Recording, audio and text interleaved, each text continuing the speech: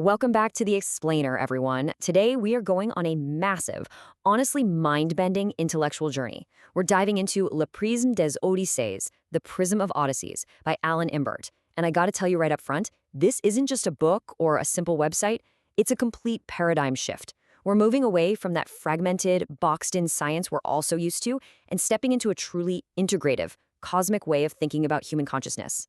So let me ask you this to kick things off. Is the human brain just a biological computer, or is it something much, much more? For decades, right, we've treated the brain exactly like a machine. Input, processing, output, done. But what if that perspective is fundamentally too small? Today's source text completely shatters those conventional limits. It asks us, no, it dares us, to view the human mind in a completely revolutionary way. Okay, so what exactly is this prism? The author defines it as a generative architecture. Now, think of it less like a static text and more like a living documentary volume where concepts actually co-evolve together. Imbert has built this incredibly rigorous canonical design system. It means the knowledge doesn't just sit there frozen on a page. It lives, it connects, and it grows, all while maintaining a perfectly coherent visual and intellectual identity. You know how we usually browse the web, right? You click a link, you go to an isolated page, maybe hit back. The Prism transforms that entirely into a spatial architecture. In this system, simple web pages become rooms. Glossaries turn into bridges that connect concepts. Data collections become these massive atlases. It's literally built like a giant digital cathedral where every single piece of information acts as a node in a much larger living ecosystem. Now, to organize this massive universe without losing its depth, the Prism is structured around 4 interoperable pillars, which it calls Odysseys. The first maps out the inner cosmos and the geographies of the mind. The second deals with chronodynamics, which is essentially the ecology of time and how we focus our attention. Then the third explores ontopoiesis, or the actual creation of worlds in the making. And finally, the fourth acts as this hidden metastructure, basically the underlying code that allows everything else to permute and interact. Moving on to part 2, the cosmic antenna, redefining the brain. Now we're getting into the actual biophysics of the prism, and this is where it gets wild. It completely redefines the brain, completely rejecting any reductive simplifications. Here, the brain is mapped as a cosmic instrument. Think of it as a multispectral antenna that actively captures and modulates frequencies, like a highly advanced radio tuner. It acts as a physical substrate that literally blends into the information medium itself, effectively connecting the microscopic reality of our cells directly to the macroscopic laws of the cosmos. 44 terahertz. The text actually gets incredibly specific about these frequencies. We usually just think of our brains as being, tired or wired, right? But this 44 terahertz frequency is cited as the exact vibratory signature of harmonic compassion. When the brain aligns to this specific frequency, it physically reduces the surface tension of our cellular membranes. That dissolves psychological resistance and allows information to flow through the body completely without friction. Which brings us to a concept that sounds straight out of science fiction. Tachyonic physics meets biological reality. The text speculatively but brilliantly integrates tachyonic physics, the theoretical physics of particles moving faster than the speed of light, with the actual biophotons inside our bodies.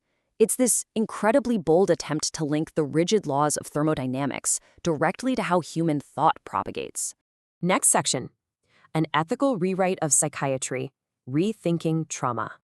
What I love here is how the prism brings all that high-level speculative physics right down to a deeply human reality. Think about traditional psychiatry for a second. It often focuses heavily on symptoms, viewing trauma behaviors as a broken mechanism, a pathology that just needs to be fixed or masked with medication. The prism completely flips the script on this. It focuses on the protective functions of these behaviors. It views a trauma response not as a disease, but as an intelligent survival shield, an attempt at frequency stabilization by a system that is under extreme stress. And because of that massive reframing, the text introduces something called transductance medicine. Instead of just prescribing molecules to mask a symptom, this is a future therapy model that treats the coherence of a patient's entire vibratory signature. The whole goal shifts. You're no longer trying to fix a broken machine. You are actually working to recohere an energy structure. So how does this actually work? In practice, it's highly methodical. Step 1, you identify the dissonant signature.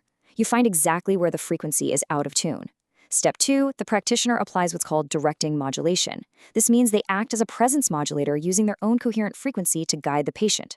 And finally, step 3, the peripheral emanations are stabilized to restore the system's resting potential.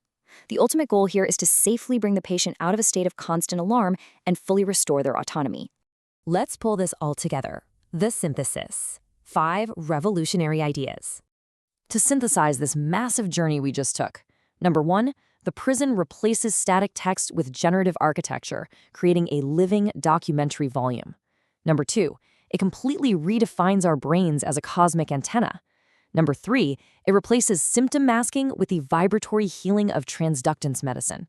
Number 4, it establishes an ethical psychiatry that respects trauma as an intelligent survival shield, not a flaw. And number 5, it binds all of this together through total interoperability of sciences. It flat out refuses to isolate biology from physics or psychology from cosmology. I want to leave you with this genuinely awe-inspiring thought from the author, Alan Imbert.